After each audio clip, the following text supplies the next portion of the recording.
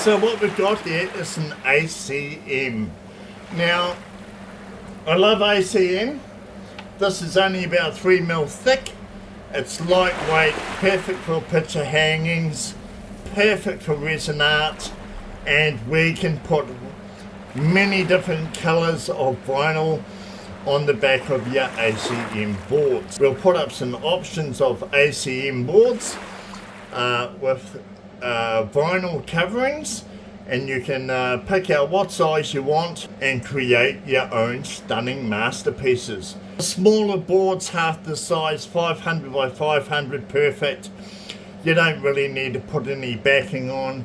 Something like this, I'm picking that we're going to have to put it on some sort of a backing. It might be a very light aluminium frame, say 10mm by 10mm square, or it may be just like a bit of balsa wood or something, just to stiffen up the back just a little bit more.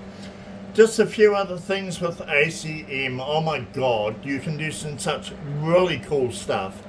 Like, you can do your art on the ACM, and then you can have this inside another frame, so it's offset inside the frame so it looks like it's floating.